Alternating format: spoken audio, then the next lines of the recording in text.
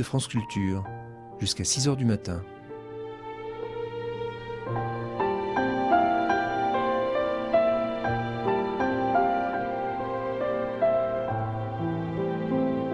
France Culture la nuit, une mémoire radiophonique.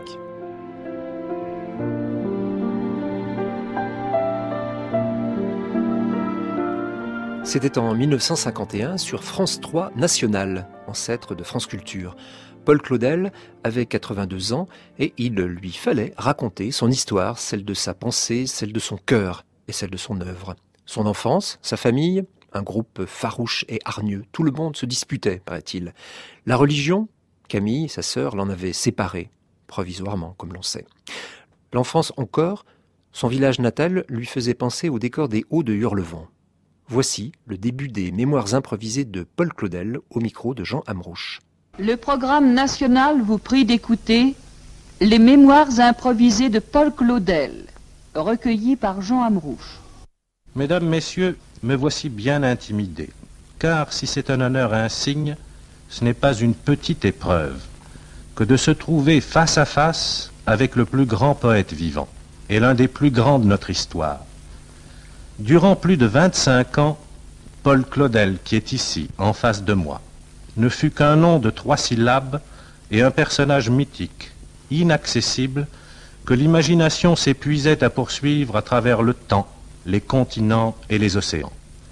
Et tout à coup, il est là, et il faut lui poser des questions. Non pas mes questions, mais celles que chacun de vous aimerait lui poser. Et il faudra l'inciter, l'exciter, le provoquer, user avec lui de tout moyen propre à forcer ses souvenirs. Il faudra se montrer insinuant, subtil, parfois même brutal ou indiscret, pour le contraindre à répondre sur le champ, sans avoir presque pris le temps de réfléchir. Comme vous voyez, il s'agit d'un jeu, certes, d'un jeu passionnant et difficile, auquel nous voudrions vous associer. D'autant plus difficile que la règle en est simple.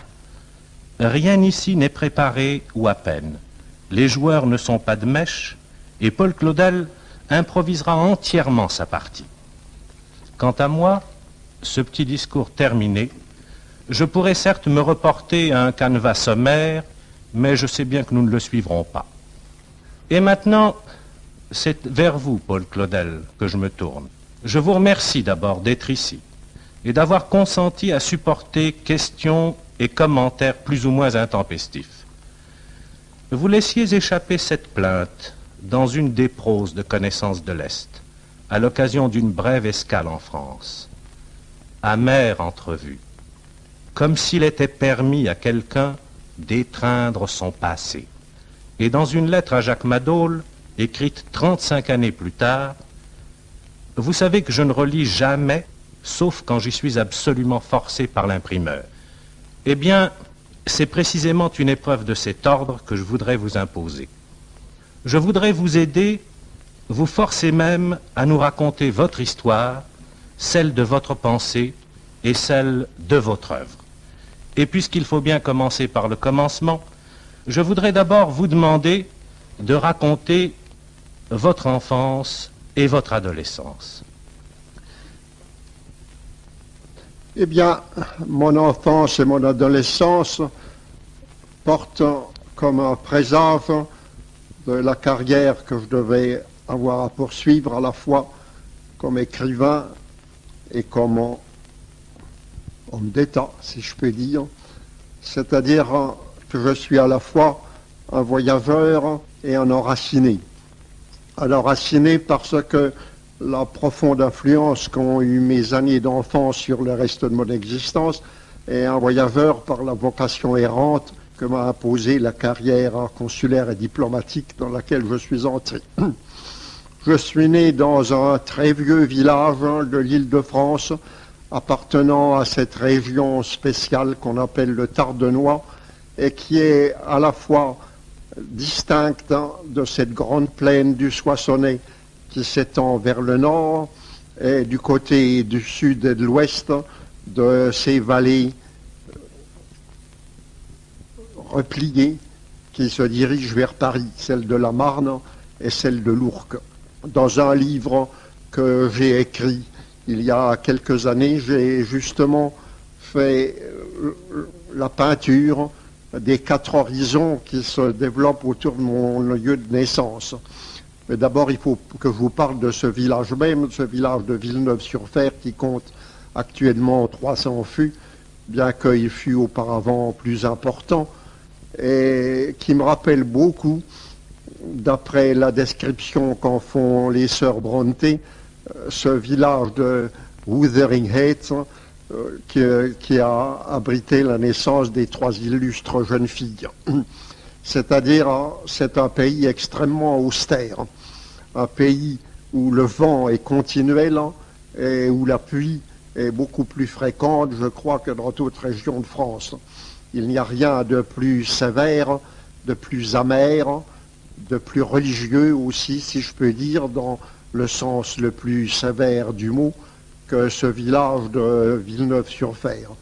Et quand à la Toussaint on entend les cloches qui sonnent le glas, ce n'est pas précisément des idées de gaieté qu'elles vous font venir. D'autant plus que ma maison natale donnait directement sur le cimetière du village. Mon grand-oncle était curé de Villeneuve et la maison qu'il a bâtie lui-même, comme je vous le dis, donne sur le Gottsacre, comme on dit en anglais, l'hectare ou l'arpent de Dieu qui s'étend autour de l'église elle-même. Mon grand-père et mon grand-oncle étaient les descendants de petits cultivateurs de la région de Laon, ou plus exactement de Liesse, et il y a une tradition dans la famille que c'est à la suite de la réception qu'ils firent d'un prêtre assermenté au moment des événements de 1793 que mon grand-oncle entra au petit séminaire de Liesse à la suite d'un vœu formé par la famille si ce réfugié parvenait à échapper à ses persécuteurs. Vous trouvez là une première trace du drame de l'otage. Plus tard, les vacances me ramenèrent chaque année dans ce village avec lequel pendant de longues années j'ai gardé un contact continuel. Je me souviens surtout de mes entretiens, des conversations qu'avait avec nous notre vieille bonne Victoire Brunet, la fille d'un garde-chasse du duc de Cogny, à qui appartenait la grande forêt de la Tournelle voisine, qui appartient actuellement au Morone-et-Laton, et des longues descriptions qu'elle nous faisait des traditions du pays, de la peinture qu'elle nous faisait des différents ménages et de leurs iniquités particulières, un contact aussi intime et aussi prolongé avec les gens du pays qu'on en trouve par exemple dans Saint-Simon. Rien ne m'a rappelé davantage les entretiens de Victoire Brunet que les commérages ou les confidences de Saint-Simon sur la cour de Versailles. Mais ce personnage de Victoire Brunet dont vous parlez, est-ce qu'on le retrouve quelque part dans votre œuvre? Oui, on le retrouve un petit peu dans la mère de Toussaint Turlure. Ah, bien. La Suzanne, comme elle l'appelle, n'est-ce pas? Et la forêt dont vous parlez, c'est la fameuse forêt de Chevauche. Non, c'est une autre forêt. Dans mon livre Contact et circonstances, je parle des 4 horizons de Villeneuve, n'est-ce pas?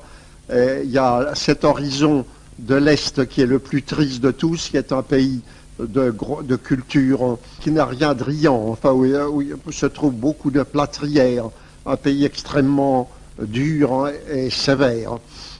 Du côté du sud, alors, qui est la Tournelle, où il y a une fontaine au nom assez mystérieux qui s'appelle la fontaine de l'Asbille. Du moins, je trouvais ce nom-là assez mystérieux autrefois, quand Saint-Simon, justement, m'a appris que Sbille, dans le langage français, signifiait simplement vieille fille. On appelait une vieille fille une Sbille. Aucun rapport, par conséquent, entre aucun. C'est la fontaine de l'Asbille, parce qu'on prononce l'Asbille. Oui. La fontaine de l'Asbille, c'était simplement la fontaine de la vieille fille, n'est-ce pas? Et alors, du côté de l'ouest, s'étend la vallée de l'Ourcq.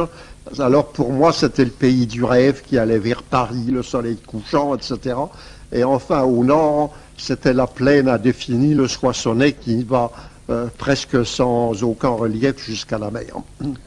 De sorte que, dès votre enfance, vous étiez ainsi accoutumé à voir très loin. Oui, alors là c'est autre chose. Je vous parlais de mes souvenirs justement qui ont beaucoup influé sur mon œuvre dramatique, n'est-ce pas? Et spécialement dans ce drame qu'on appelle L'Otage, que je suis en train de relire en ce moment-ci. Et je suis frappé d'y retrouver encore plus que des souvenirs précis, l'atmosphère qui a enveloppé mes idées d'enfance, n'est-ce pas? De sorte que le paysage de votre enfance a vraiment provoqué une imprégnation profonde. Certainement, surtout sur la première partie de mon œuvre, n'est-ce pas? Et alors, une autre influence, alors, c'est l'influence de l'horizon que j'appellerais du Nord, avec ce vent terrible qui régnait continuellement, n'est-ce pas? Alors, chaque fois que je faisais mes promenades habituelles, il y avait cette espèce de lutte dramatique contre ce vent terrible qui ne cessait de régner, si violent que le clocher de mon église même en a pris l'inclination. Il est comme un bateau qui prend large, le clocher est penché de côté comme le mât d'un navire. Mais étant enfant déjà, vous étiez accoutumé à des promenades solitaires? Oh oui, alors beaucoup d'imagination, beaucoup de drames, de véritables chansons de gestes qui se passaient dans mon imagination, n'est-ce pas? Enfin, des espèces de poèmes d'enfants. Que vous avez écrit d'ailleurs très tôt. Hein, je peux dire que je n'ai jamais cessé d'écrire ou de composer depuis ma plus vieille, depuis mon enfance. Enfin votre je me première rappelle œuvre. des espèces de poèmes que je devais écrire vers 5 ou 6 ans, n'est-ce pas, avant même de savoir lire. Hein. Mais est-ce que vous les écriviez comme ça spontanément, ou bien est-ce que vous aviez conscience de composer déjà des poèmes?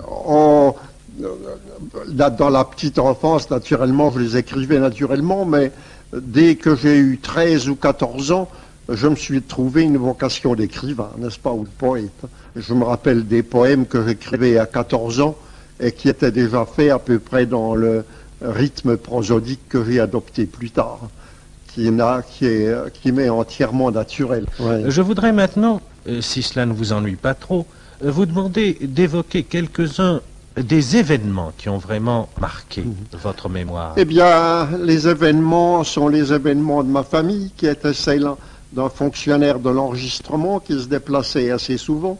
Mon père, quand il s'est marié, était receveur dans l'enregistrement à Ferrand-Tardenois. C'est là qu'il a connu ma mère, fille d'un médecin, qui lui-même avait des propriétés terriennes et héritier de toute une famille dont on trouve des traces dans l'Otage, précisément. Famille à la fois très noble, puisque par la voie de bâtardise, nous descendons du duc d'Orléans, le fameux duc d'Orléans qui a été assassiné par Vincent Peur, comme vous savez, et dont la famille est tombée ensuite dans la roture. Ce n'est pas simplement une légende, mais mon parent, enfin mon lointain parent, Monsieur de Vertus, qui est actuellement fermier à Coincy, a une généalogie complète qui remonte de la manière la plus claire jusqu'à ce duc d'Orléans. La famille est tombée ensuite dans la roture et on trouve des de Vertus dans toutes les fermes des environs. Ce Vertus est un nom qui nous est familier? Oh, je crois bien. Le sire de Vertus, c'était Galéas Visconti, qui était le père de la femme du duc d'Orléans, n'est-ce pas, et à qui Charles VI avait conféré ce titre. Je ne pourrais malheureusement pas vous suivre dans la voie de cette érudition. Ah ben, moi ça m'a amusé, puis j'avoue que je suis assez fier de cette naissance, parce que cette branche d'Orléans m'avait toujours été très sympathique. Non, je pensais à ce... Charles d'Orléans appartenait également à cette lignée, le poète Charles d'Orléans. Je pensais simplement à ce Saint Jean de Vertus dont il est question dans l'annonce faite à Marie. Oui, oui. Et alors, à cette branche très noble s'est adjointe une autre branche très roturière, du genre de Turlure, les Thierry, qui s'y sont alliés, n'est-ce pas, de sorte que les 200 se sont en somme livrés bataille dans mon ascendance. On trouve à la fois Turlure et on trouve les Couffontaine, n'est-ce pas? Alors je porte cette double ascendance en moi. Eh bien, si vous permettez, je crois que nous reverrons cela à propos de l'otage dont nous aurons à parler. Je voudrais vous demander dans quelle mesure vous croyez qu'il soit vraiment exact que vous ayez été si fortement comment dirais-je, obsédé par non seulement l'idée mais la présence de la mort à la suite du décès, je crois, très douloureux de votre grand-père paternel en 81. Ouais, c'est très exact. Mon grand-père, qui était médecin, est mort d'un cancer à l'estomac. Ma mère était allée soigner ses derniers jours. Elle m'avait amené avec elle. Je ne sais pas si elle avait eu très raison, mais enfin, il y avait sans doute des circonstances personnelles qui l'y obligeaient. Et j'ai vu mon père, pour ainsi dire, heure à heure, mon grand-père, heure à heure, et jour à jour, mourir de cette maladie extrêmement cruelle, ce qui a eu une très forte influence sur moi, certainement. Et en même temps que la lecture d'un livre de Zola, que je trouve affreux, mais qui est peut-être un de ses meilleurs livres, qui s'appelle La joie de vivre. La joie de vivre, ouais, déjà à cette époque-là. Oui, oui. Je voudrais vous demander maintenant, voilà. Est-ce que à cet âge-là, pendant que vous viviez à Villeneuve-sur-Fer en Tardenois, est-ce que vous étiez très pieux? Est-ce que la liturgie, l'encens, les cantiques... C'est-à-dire, j'ai fait une bonne première communion, mais qui n'avait rien de spécialement religieux, n'est-ce pas? Ma famille était religieuse de tradition, mais de dévotion particulière, il n'y en avait pas dans la maison. Mais et en vous? Est-ce que je me rappelle simplement qu'au moment de ma première communion, le texte religieux qui avait fait le plus forte influence sur moi, c'était la prière à Jupiter du stoïcien Cléante, que j'avais trouvé dans l'histoire romaine de Duruy. Et ça m'avait beaucoup frappé, je trouvais ça très beau, et je trouvais ça plus religieux que les textes qu'on nous lisait aux paroissiens. Tiens. Et quels étaient vos liens dans votre enfance avec votre sœur Camille? Comment? Quelles étaient vos relations avec votre sœur Camille? Car c'est la seconde artiste de la famille. Vous dépeindre la famille Claudel, qui était une famille très particulière et très renfermée, vivant beaucoup sur elle-même, et d'une espèce d'orgueil farouche et hargneux, n'est-ce pas? Nous étions un petit clan qui nous trouvions immensément supérieurs à tout le reste. Et nous nous disputions énormément. Et votre sœur Camille aussi tout le monde se disputait dans la famille. Ah, Mon oui? père et ma mère se disputaient, les enfants se disputaient avec leurs parents et elles se disputaient beaucoup entre eux. Oui. Et ma sœur Camille aussi. Enfin, c'était probablement le vent de Villeneuve que je vous ai décrit, n'est-ce pas, qui continuait ses ravages, mais enfin, nous nous disputions beaucoup. Vous avez quitté Villeneuve en 1882 pour habiter Paris et vous avez été... Oh non, ah, c'est pas si rapide que ça. Après Villeneuve, je suis allé à Bar-le-Duc, où j'ai été longtemps au lycée.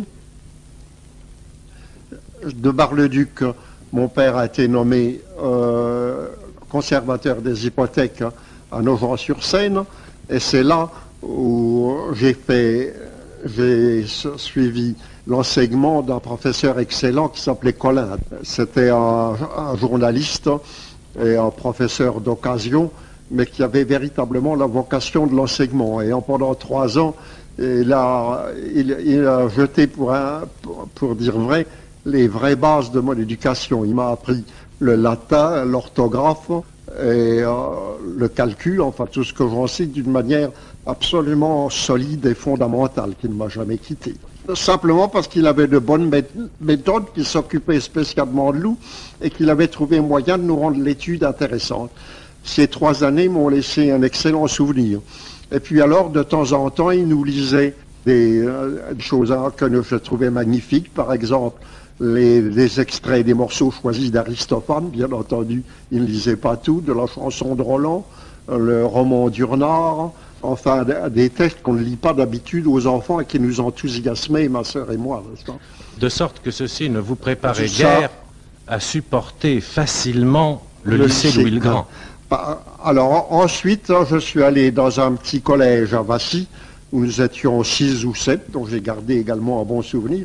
Et puis alors s'est produit le cataclysme dans la famille. Ma sœur, trouvant qu'elle avait une vocation de grande artiste, ce qui est malheureusement vrai, n'est-ce pas, ayant découvert de la terre glaise, elle avait commencé à faire des petites statues qui ont frappé M. Alfred Boucher, le statuaire. Alors, ma sœur, qui avait une volonté terrible, a réussi à entraîner toute la famille à Paris. Elle a voulant faire de la sculpture, moi, à ce qui paraît, ayant une vocation d'écrivain, ma sœur, mon autre sœur, de musicienne. Enfin bref, la famille s'est séparée en deux. Mon père est resté à Vassy et nous sommes allés à Paris, boulevard Montparnasse, où nous nous sommes installés. Et alors, ça a été pour moi une catastrophe dans ma vie, parce que toute ma vie a été déchirée en deux. Et je suis entré à Louis-le-Grand, où je n'étais pas du tout préparé, parce que j'avais toujours mené une vie très solitaire, indépendante, et il fallait maintenant m'arranger avec une classe de 40 ou 50 élèves de Louis-le-Grand, ce qui n'était pas commode. Mes parents étaient habitués à me voir toujours le premier dans une classe de 6, ce qui n'était pas énorme, et ils s'attendaient bonnement à ce que je sois également premier dans une classe de 50 ou de 60. Oui, mais enfin, vous n'étiez pas ce qu'on appelle un cancre. Hein? Vous n'étiez pas ce qu'on appelle un cancre. Au bout d'un certain temps, je suis arrivé en effet à être premier. Dans le reste du temps, il n'y a que deux choses, que deux sortes d'études dans lesquelles j'ai réussi. Et j'ai réussi non pas par goût personnel, parce que j'avais des professeurs extrêmement méchants et qui ne voulaient pas croire que je n'avais pas de disposition pour les sciences. Alors que j'ai des dispositions pour les sciences ou quand je n'en ai pas, mais ils ont réussi à me les fourrer dans la tête. Et ces branches-là, l'une est l'optique et l'autre est l'histoire naturelle. J'avais un professeur qui depuis a fait une grande carrière, qui est devenu un homme illustre, qui s'appelait Mangin. Et ce Mangin n'a tenu aucun compte de mes goûts particuliers et m'a absolument forcé, on peut dire, en me cognant la tête contre table, à m'intéresser à l'histoire naturelle. Que j'ai fait, dont j'ai gardé le goût. Et je crois qu'il vous a rendu un très grand service. Ben oui, ce qui prouve en particulier, si j'ai un conseil à donner aux parents, c'est de ne pas écouter les enfants quand ils disent qu'ils n'ont pas de goût pour telle ou telle chose. Souvent, cette absence de goût déguise simplement la paresse. Et vous pensez par conséquent que les méthodes autoritaires en matière d'éducation ont du bon? Tout dépend des caractères, mais pour certains enfants qui ne sont pas plus bêtes que d'autres, je crois qu'il faut de l'autorité. Et en particulier pour les mathématiques, il n'y a pas de raison que les enfants n'aiment pas les mathématiques. Tout ça est une question d'éducation. Les mathématiques ne s'apprennent pas en public, je crois. Il faut un contact d'homme à homme entre le professeur et l'enfant. Pas c'est mon opinion. Mais enfin, ça nous mènerait trop loin. Est-ce que c'est cela qui vous a manqué à Louis-le-Grand, le contact d'homme à homme entre les professeurs et vous? Bien, je dois dire que j'ai gardé de mes professeurs de Louis-le-Grand un très grand respect. L'éducation universitaire a une lacune énorme, c'est-à-dire qu'elle ne comporte que de l'instruction et ne fait aucune espèce d'attention à l'éducation, ce qui est tout de même le rôle principal. L'enfant n'est pas seulement un être à qui on a à fouer des notions de différentes choses, mais il a un caractère à former et il a un cœur. Et c'est ça dont l'éducation universitaire, de mon temps du moins, ne s'occupait absolument pas, n'est-ce pas? Je crois que c'est bien difficile quand on a précisément des classes de 40 ou 50 ou 60 élèves. Voilà. Alors, chez moi, également, dans ce caractère de paix armée qu'il y avait entre nous, où chacun vivait dans son propre château, n'est-ce pas, avec le souci simplement de se défendre contre les autres, je ne trouvais pas non plus d'éducation, de sorte que j'ai dû me former moi-même, n'est-ce pas, au petit bonheur. Et ça, non sans beaucoup d'erreurs et sans beaucoup de souffrance. Et parmi vos camarades du lycée, quels sont ceux dont vous avez gardé souvenir? Eh bien, dans les premières classes, j'en ai pas trouvé beaucoup. Il n'y a guère que quand je suis arrivé en philosophie, alors que j'ai trouvé des camarades comme Marcel Schwab au premier rang, comme Léon Daudet, comme Chavannes, le grand sinologue, comme Sifton, justement, dont vous avez Sifton entendu de l'affaire. De l'affaire, oui. Et comme, mon Dieu, quelques autres encore. Ce n'est pas à cette époque-là que vous avez connu Philippe Berthelot. Non. C'est plus tard. C'est beaucoup plus tard. Et c'est dans la classe de philosophie qui a une très grosse influence sur moi. J'avais un professeur vraiment remarquable qui s'appelait Burdeau, dont Barès a fait une peinture, à mon avis, très injuste. Dans son livre Les Déracinés. Dans son livre Les Déracinés, Burdeau donnait un peu physiquement l'impression de ces grands philosophes grecs ioniens, n'est-ce pas? Il était très pâle, une belle barbe noire, il avait une voix très impressionnante, et justement, une partie de son cours était consacrée aux grands philosophes primitifs de l'histoire grecque. Et son cours a eu une très grosse influence sur moi à ce point de vue-là. Mais alors, c'est une légende qui veut que vous ayez eu tout de suite l'horreur de Burdeau, de son enseignement. Pour Burdeau, c'est absolument faux. Non seulement je n'ai pas eu d'horreur de Burdeau, mais j'avais une profonde admiration pour lui. Ce qu'il y a de vrai, n'est-ce pas, c'est que les doctrines kantiennes de Burdeau, je n'ai jamais pu les avaler. De sorte que c'était les doctrines. C'était les doctrines, mais pas l'homme. Et non pas l'homme. Mais non pas l'homme. Ouais. Eh bien, je suis très heureux que vous ayez cette occasion de le dire publiquement. Et au contraire, je suis très heureux de rendre hommage à Burdeau, pour qui, comme homme et comme éducateur, enfin comme professeur, pour qui j'ai une grande admiration, mais dont les théories me sont restées complètement imperméables, elles n'ont pas filtré. Est-ce que vous pourriez évoquer maintenant la fameuse distribution des prix de 1883, où vous fûtes, paraît-il, couronné des mains d'Ernest Renan? Eh bien, c'est parfaitement exact. Je crois que c'était à ma classe de seconde. Préciser, il faudrait se reporter au texte, ça va être 82 ou 83. 83. C'est 83. Bon, ben oui, je devais être en classe de seconde.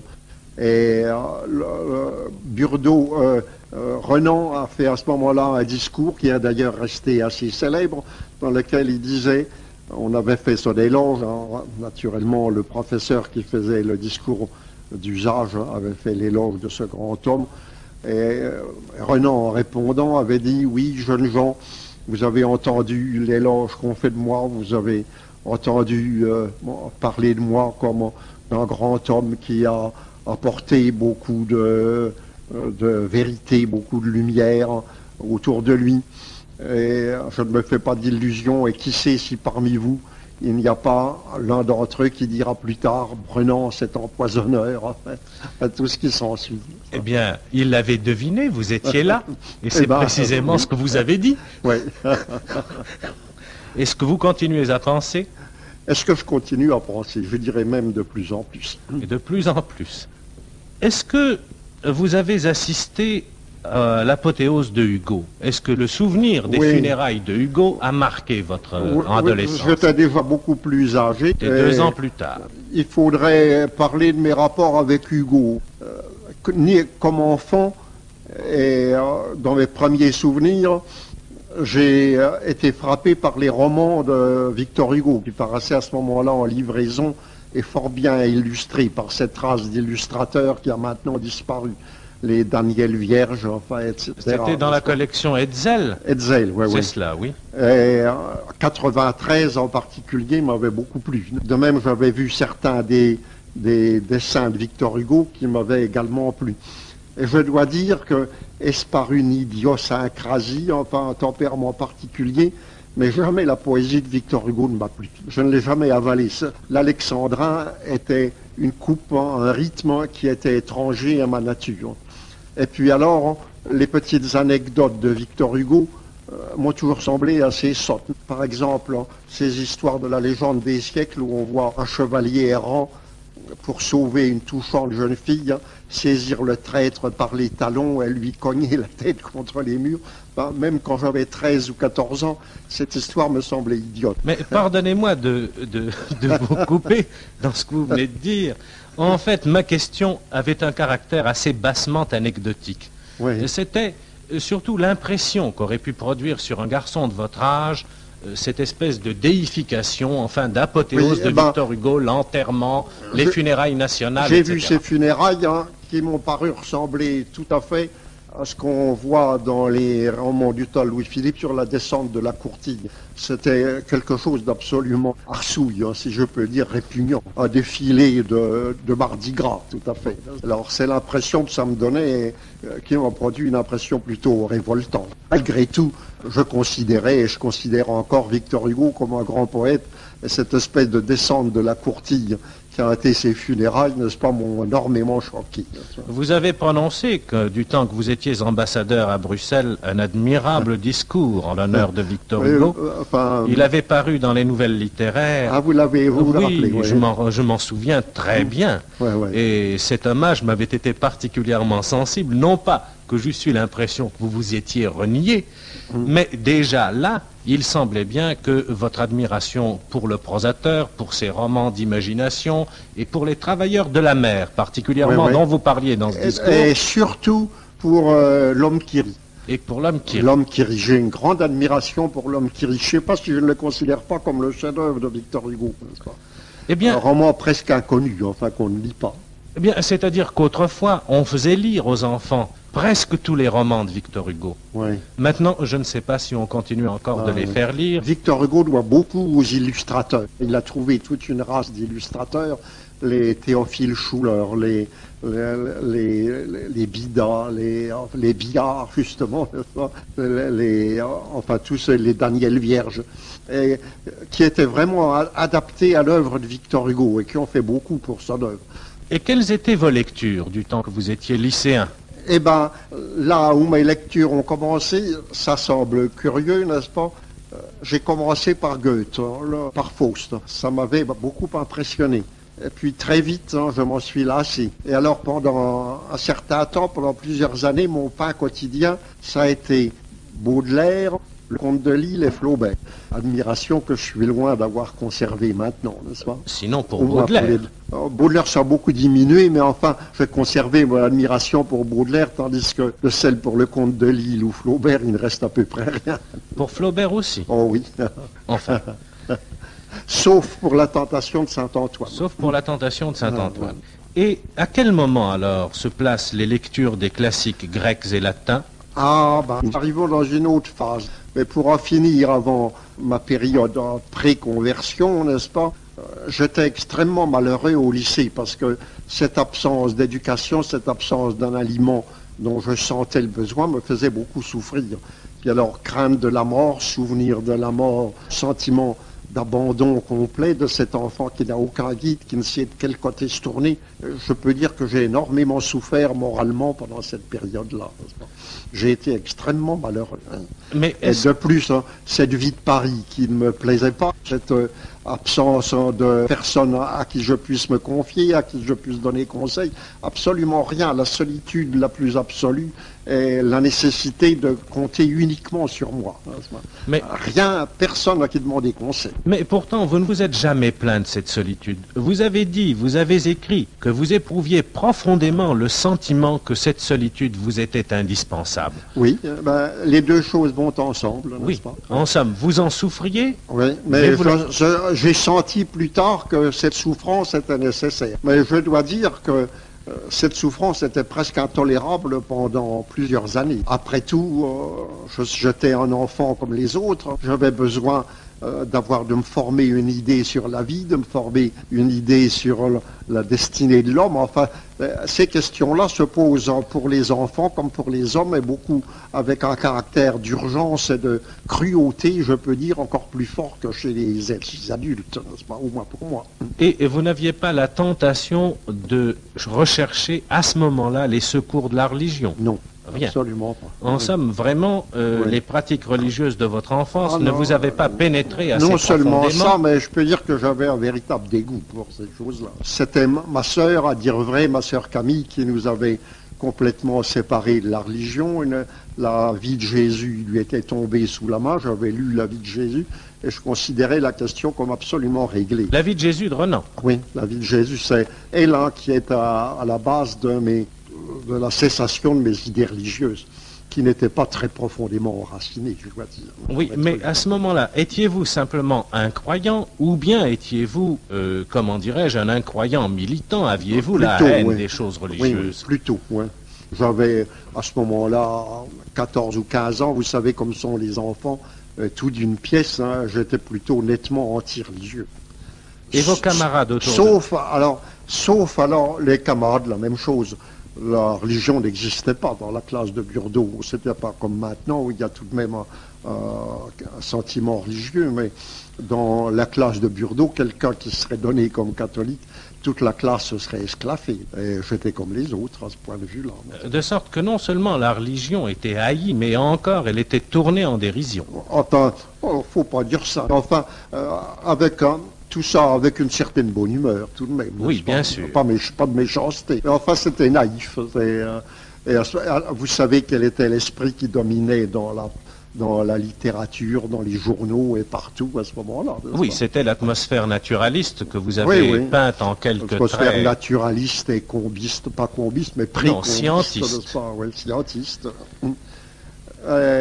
Alors, c'est à ce moment-là, alors que l'aurore, si je peux dire, de ma conversion apparut avec la découverte de Rimbaud. Je vois encore ce mois de mai 86, où j'ai ouvert la première livraison de la Vogue, où commençaient à apparaître les illuminations. Alors, si vous voulez bien, nous aborderons ça au prochain entretien. Bon. Je voudrais que nous nous arrêtions un peu sur Claudel adolescent et sur le drame qui animait ce garçon de 15-16 ans, dont nous avons le sentiment qu'il vivait dans un très grand isolement et qu'il se sentait séparé. Séparé de quoi? Toute votre œuvre le dira par la suite, mais si vous voulez bien, peut-être pourrez-vous essayer de vous rappeler l'état d'esprit, l'état d'âme dans lequel vivait celui que vous avez appelé vous-même le sourd et le muet du lycée Louis-le-Grand. Eh bien, mon Dieu, il ne faut pas oublier que j'ai 82 ans aujourd'hui, qu'il y a par conséquent un laps assez long qui me sépare de cette période dont vous parlez. Et je ne suis pas sûr que cette longue distance ne colore pas les souvenirs que je puisse avoir aujourd'hui. Quand on se revoit à travers un laps de 60 ou 70 ans, on a chance que le point de vue déforme un peu son objet. Mais enfin, autant que je me rappelle, je dois dire que la cause en grande partie de mon dépaysement était celui matériel qui a accompagné mon transfert d'une petite ville de province où je me trouvais en somme parfaitement heureux avec ma famille, à Paris où l'ambiance était complètement différente. J'ai eu à m'y adapter et cette adaptation, qui n'a jamais été complète, a été très douloureuse. Je n'ai jamais eu l'instinct d'agrégation à une équipe. Il m'a toujours été très difficile de m'y accommoder. À aucun moment de ma vie, il m'a été possible de sentir ce sentiment qu'on appelle la camaraderie. C'est un point que j'ai d'analogue avec Rimbaud, quand il dit la camaraderie et la société des femmes étaient interdits. C'est un point par lequel je lui ressemble beaucoup. Je sentais en moi probablement le travail, la fermentation d'un être nouveau qui avait énormément à apprendre et qui ne s'est pas encore abouché aux sources vraiment nutritives dans lesquelles il trouvait une alimentation pour son développement. Alors, j'étais à tâtons, surtout que, comme je vous le dis, je n'avais aucun sentiment religieux, bien que, ayant tout à fait le tempérament adapté à la nouvelle vie que j'ai trouvée plus tard. Alors, il en résultait un état de gêne, un état de déséquilibre, un état de recherche infiniment désagréable et pénible. D'autre part, dans ma famille, l'accord ne régnait pas toujours. Nous avions chacun des tempéraments très violents et la vie de famille n'avait rien de spécialement agréable, de sorte que mes souvenirs les plus anciens, j'ai toujours eu en moi cette envie de m'en aller, de quitter mon milieu et de courir le monde. Ça a toujours été un de mes instincts les plus fondamentaux. J'alimentais ça par la lecture d'un journal qui paraissait à cette époque-là, qu'on appelait le Tour du Monde. Je passais des journées entières à lire des récits de voyage en Chine et dans l'Amérique du Sud. C'était les deux pays qui avaient mes préférences et que j'ai retrouvés plus tard dans ma carrière diplomatique.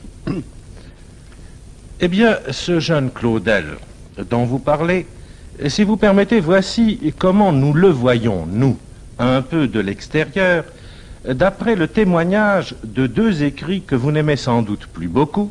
L'un est cette petite pièce intitulée L'Endormi, écrite, je crois, entre 1882 et 1883, vous aviez donc une quinzaine d'années, et oui, puis à peu près. ce fragment d'un drame qui est daté de quelques années plus tard. Déjà, dans L'Endormi et dans ce fragment d'un drame, nous vous voyons vous-même comme le siège d'un drame extrêmement dur, d'une division entre deux personnages opposés. L'un qui est tout donné, passif, qui semble fait pour subir et pour accepter, l'autre qui est toute révolte, conquête, sauvage possession.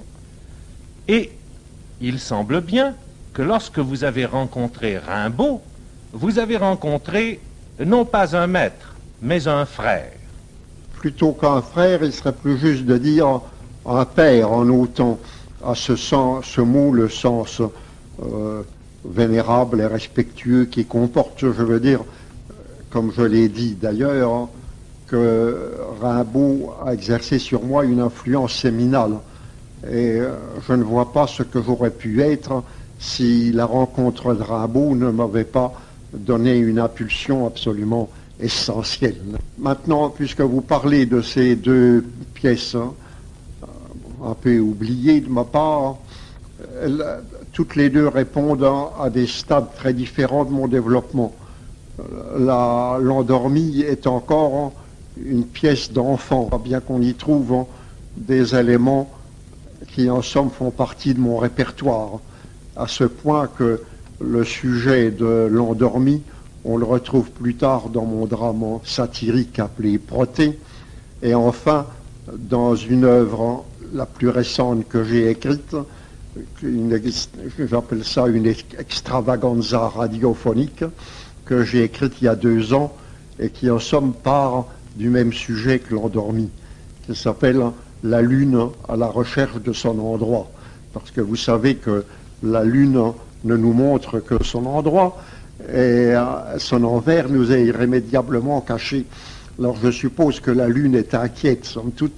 Elle se dit j'ai un envers, je le sais, mais quel est donc cet envers? Et alors c'est cet envers qui est à la recherche de son endroit, puisque le mot endroit comporte pour ainsi dire son opposé qui est l'envers.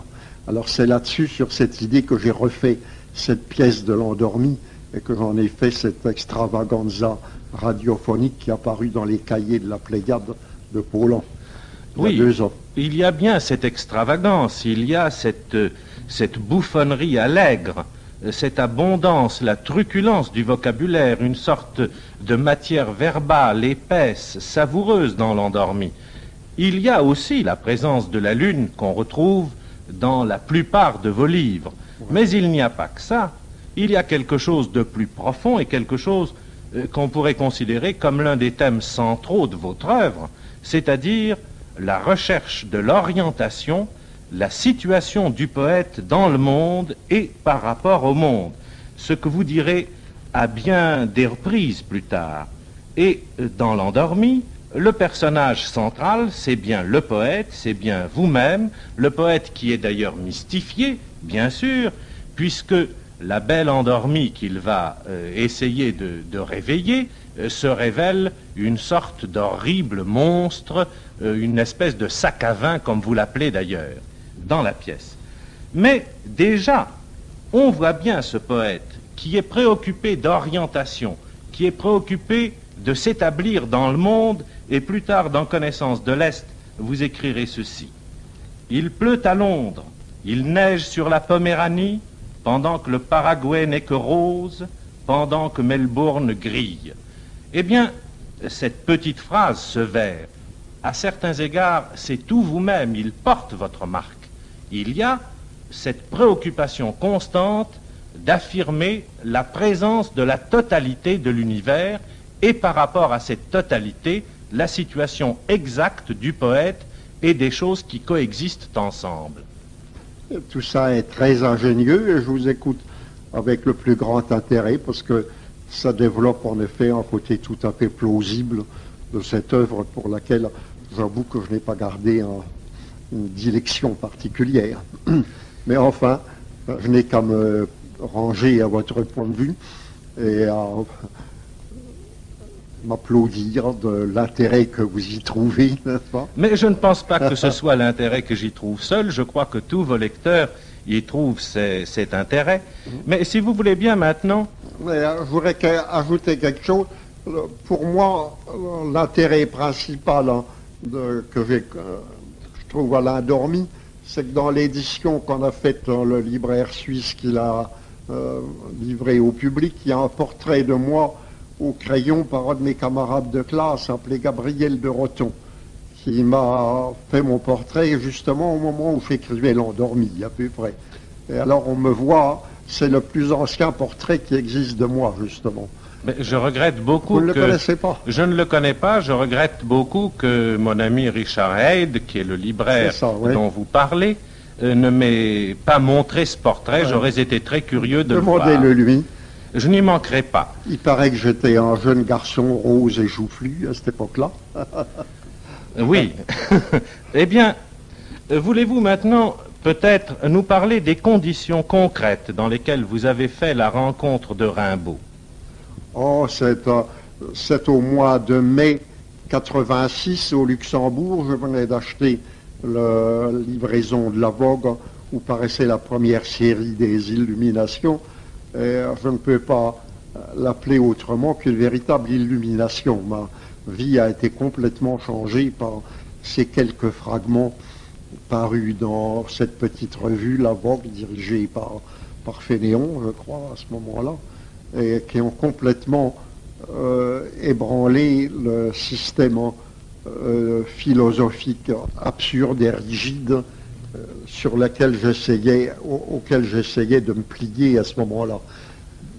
Les illuminations m'ont révélé, pour ainsi dire, le surnaturel, qui est l'accompagnement continuel du naturel. Après le déluge, enfance, enfin, toutes ces pièces qui ont paru dans le 6e numéro, je crois, de la Vogue, et ensuite dans les numéros suivants, étaient pour moi une véritable révélation. Et quelques mois plus tard, révélation plus importante encore, la saison en enfer, qui est apparue en octobre. Tout ça a été pour moi un événement considérable et qui explique peut-être que dans l'intervalle des deux, j'ai écrit une pièce de caractère déjà, en somme, catholique et religieux, qui paraîtra dans mes œuvres complètes, ça, qui est encore inédite, ce que je crois. Œuvre très médiocre à un point de vue formel, mais qui, au point de vue de mon développement moral et religieux, a de l'importance. Ça s'appelle... Une mort prématurée? Non, ce n'est pas ça. Pour la messe des hommes, ça s'appelle. C'est écrit en juillet 86, justement. Par conséquent, antérieur à cette mort prématurée dont on a détaché ce fragment d'un drap. Antérieur, parce qu'une mort prématurée date d'après ma conversion. Ça date de 2 ans après ma conversion, de 1888. Oui, c'est bien cela. Eh bien, je voudrais m'arrêter un petit peu à votre découverte de Rimbaud. Il me semble qu'il y avait une profonde ressemblance entre Rimbaud, que vous venez de découvrir, et vous-même. En tout cas, le fragment d'un drame, si l'on prend quelques citations très courtes, le montre très bien. Il y a d'abord un jugement sur le monde, qui est un jugement tout à fait brutal, ce monde considéré comme abject, et c'est l'un des personnages de votre fragment d'un drame, Marie, qui porte ce jugement, qui sera d'ailleurs plus tard développé et renforcé dans Tête d'or. Elle dit « Amis, au lieu, ô horreur de ce monde pervers ». Et puis, corrélativement à ce jugement porté sur un monde abject, un désespoir à peu près radical. C'est toujours le même personnage qui dit « Mais il y a une chose meilleure que tout, c'est de dormir dans le sommeil du sang et de la mort. » Ce fragment d'un drame, est issu d'une atmosphère fort différente de celle dont nous parlions à propos de l'endormi. À ce moment-là, j'avais déjà derrière moi non seulement ma conversion, mais 2 ans de fréquentation avec la vie liturgique catholique. Et ce désespoir dont vous parlez serait plutôt interprété comme un coup d'œil jeté au milieu d'un travail d'adaptation excessivement difficile, n'est-ce pas? Parce que ce n'est pas du jour au lendemain qu'on apprend à faire une place à des éléments aussi difficiles à intégrer et aussi séparés de nous que la vérité catholique, qui est effroyablement difficile à intégrer dans notre vie laïque, dans notre vie ordinaire. Surtout pour moi qui en avais un sentiment très intense.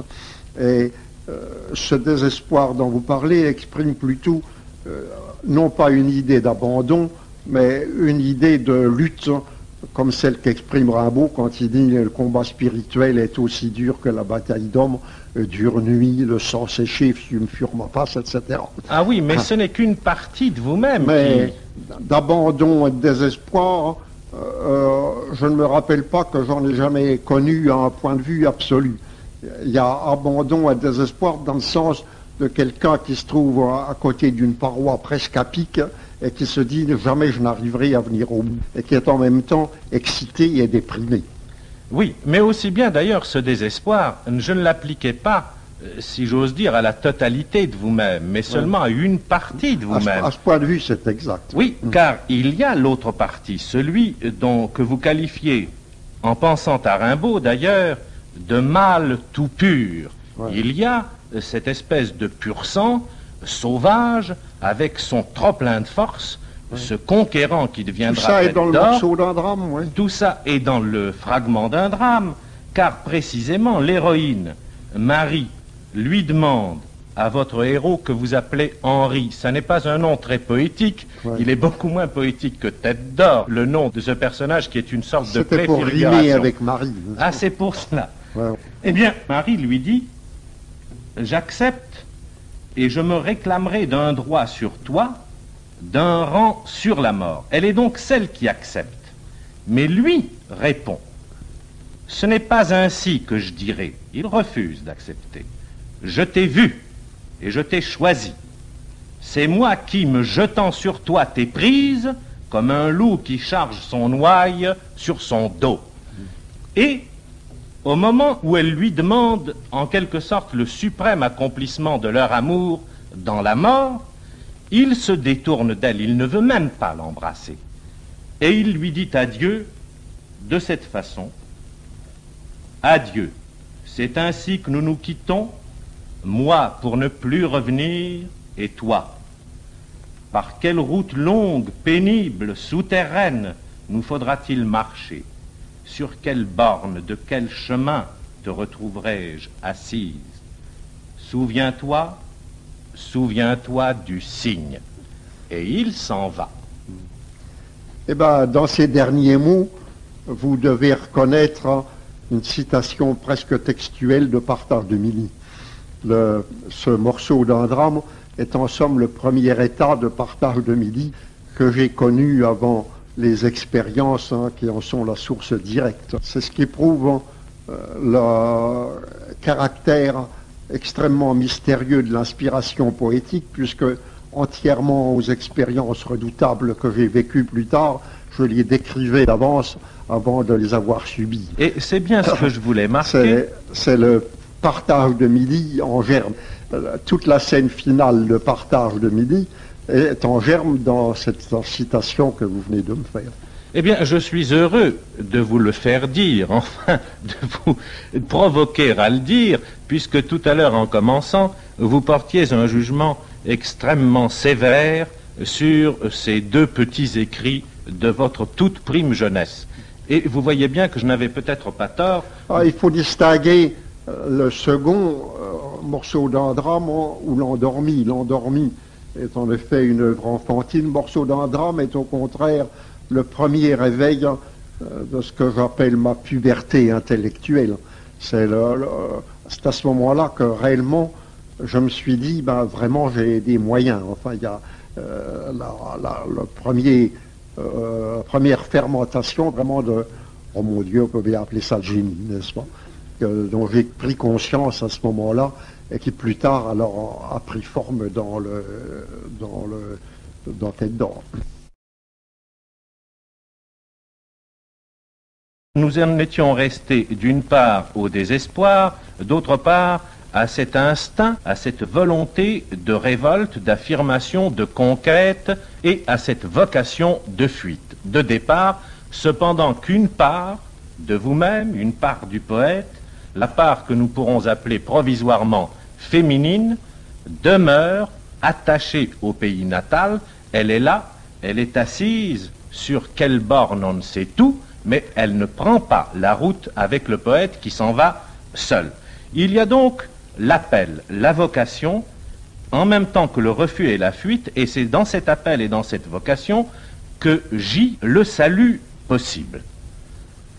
Tout ça est très bien, et on retrouve en effet cette division des deux éléments dont vous parlez, on le retrouve dans Tête d'Or, entre Cébès et Tête d'Or, par exemple. Oui. Vous retrouvez ce même élément plus tard dans d'autres conceptions que j'ai eues, par exemple Animus et Anima. Un poète ne fait guère que développer un dessin préétabli. Eh bien, de là ce côté de mystérieux, prophétique, si on peut dire, qu'il y a dans la vie d'un poète.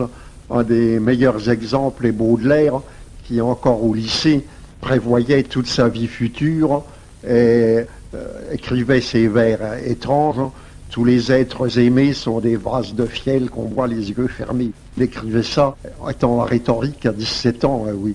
Il n'avait certainement jamais bu de vase de fiel à ce moment-là, mais il avait déjà l'expérience de son avenir. Et de même dans Verlaine, quand il dit « Mon âme vers d'affreux naufrages appareils », avant qu'il ait eu cette vie mouvementée que tout le monde connaît.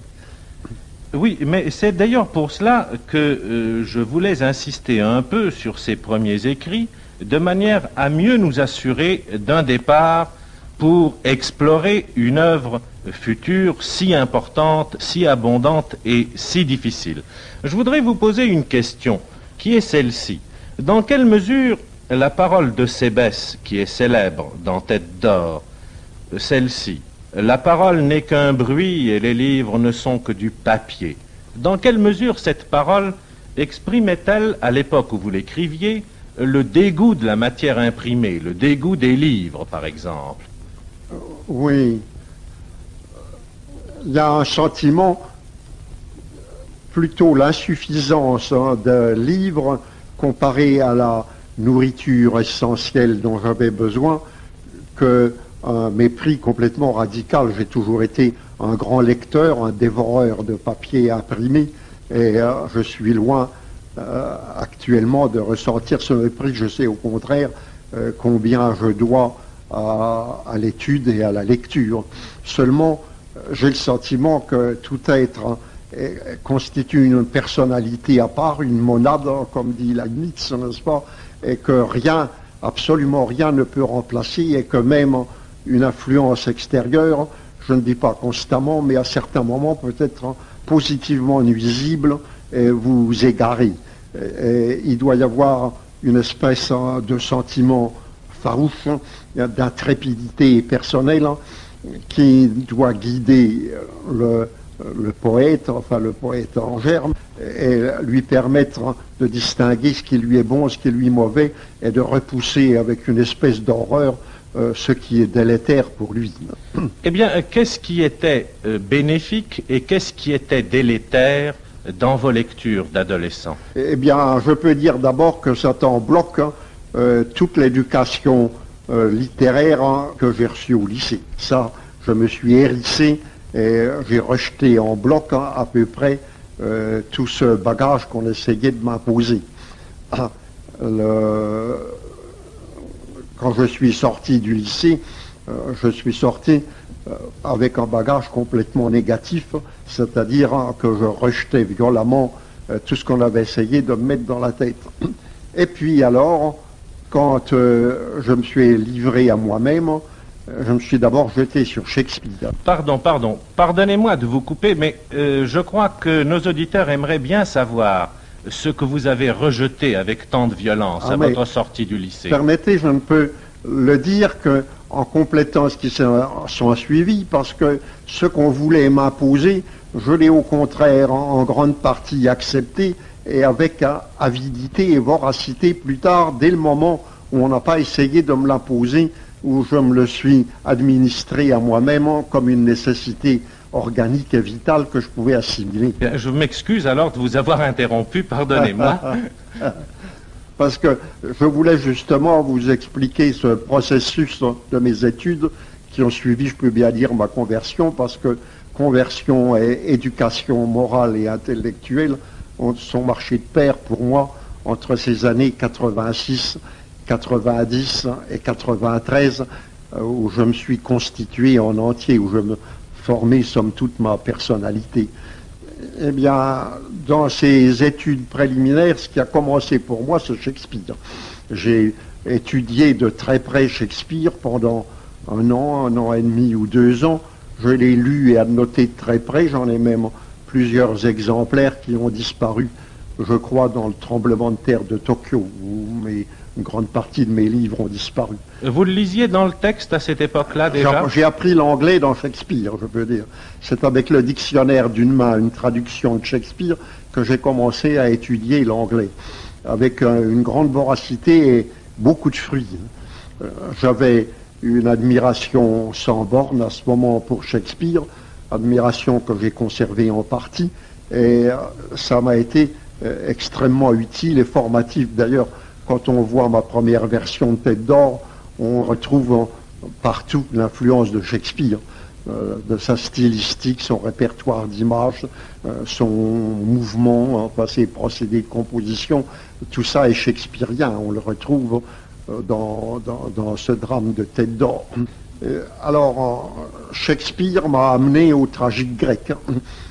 J'ai lu les tragiques grecs que j'admirais déjà dans les commentaires de Paul de Saint-Victor que je lisais au lycée, qui est une de mes admirations aussi, une admiration passée. Et je me suis mis à lire Shakespeare dans la traduction de Le Comte de Lille que j'ai trouvé détestable. Vous vouliez dire Eschyle, je crois. Eschyle, oui.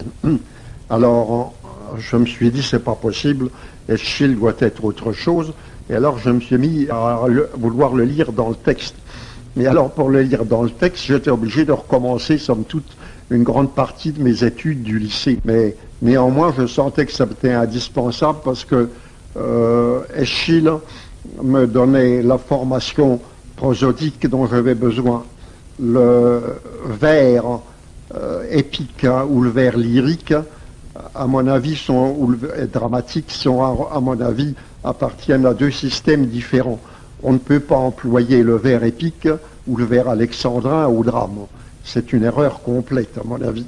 Le vers dramatique par excellence ou le vers lyrique, c'est l'iambe.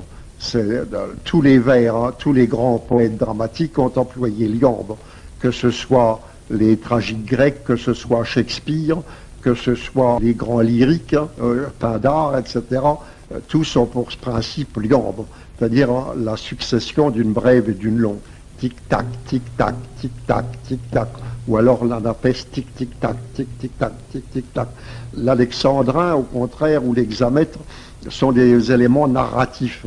Et les appliquer au drame, à mon avis, sont un non-sens, sauf alors pour des génies exceptionnels comme Racine, qui lui en a fait un emploi miraculeux. Je trouve Racine étant une des exceptions inouïes de l'art littéraire. Ça prouve que rien d'absolu ne peut exister, parce que même avec cet instrument que je considère comme mauvais pour le drame, Racine, qui est mon prédécesseur à l'Académie, comme vous savez, puisque j'occupe son fauteuil, Racine en a fait un emploi étourdissant. Je suppose que Racine était un de ceux que vous aviez rejetés à la sortie du lycée. Complètement. Et je dois dire que j'étais très long à revenir à Racine. Je ne suis pas revenu de mon peu d'admiration pour Corneille, mais pour Racine, c'est tout différent. Et je crois que Racine ne peut être apprécié que par un homme d'un certain âge. Ce n'est pas pour les jeunes gens. Les pièces de Racine qui ont une telle expérience de la vie et un tel art de la forme ne sont pas faits pour des esprits et pour des talents inexpérimentés. Il faut beaucoup d'expérience, il faut beaucoup de bouteilles, si je peux dire, pour les apprécier. Mais puisque j'en ai l'occasion, je dois dire que dans les trois grands drames de Racine, qui sont Britannicus, Phèdre et Athalie, dans aucune langue du monde, ni dans Shakespeare, ni dans les Grecs, ni nulle part, je ne trouve quelque chose d'équivalent. Je trouve que ce sont des chefs-d'œuvre extraordinaires. Mais des chefs-d'œuvre qui, pour moi, me sont étrangers. On peut admirer une chose en sentant que c'est complètement en dehors de votre sphère, de votre ambiance. J'admire Racine, mais comme quelque chose d'entièrement hors de moi et où je n'ai rien à chercher. Mais Athalie aussi. Athalie aussi. C'est une très grande œuvre, n'est-ce pas? Oui, mais je voulais demander si Athalie vous paraissait une œuvre si étrangère à votre nature, à votre tempérament. Oui, oui. Je ne sens pas comme Racine, sauf peut-être dans ce chef-d'œuvre extraordinaire qui est Phèdre, mais néanmoins je suis capable de l'apprécier. Comme je suis capable d'apprécier André Chénier, bien que je sois très loin de lui. Vous disiez tout à l'heure que vous n'aviez conservé à Shakespeare qu'une partie de votre première admiration. Oui. C'est-à-dire que maintenant, je vois très largement ses défauts, n'est-ce pas? Tandis que mon admiration pour Racine a augmenté, celle que j'ai pour Shakespeare a été plutôt en diminution. Mais pourquoi? D'abord, disons ce que je trouve de très beau dans Shakespeare, n'est-ce pas? Malgré tout, je le place au premier rang, au nombre des 4 ou 5 les plus grands écrivains qui existent. D'un certain côté, je le mets même au-dessus de Racine, bien que je ne sois pas sûr d'avoir raison. Eh bien, dans Shakespeare, il y a d'abord l'universalité de ses idées. C'est un monde entier qui figure chez lui. Et il y a cette violence de l'inspiration, ce mouvement dramatique, cette imagination à la fois familière et sublime, n'est-ce pas, les deux choses mélangées. Tout ça m'excitait au plus haut degré. Et peut-être à ce moment-là, même les œuvres que j'aime moins, comme les premiers drames historiques où Roméo et Juliette, où règne un langage d'un mauvais goût effroyable qui ressemble beaucoup à du Galimatia ou à du Charabia, mais tout de même il y a une jeunesse, une violence d'inspiration, une intrépidité de sentiment qui m'exaltait au plus haut degré et qui continue d'ailleurs à m'exalter. Shakespeare est tout de même un très grand bonhomme.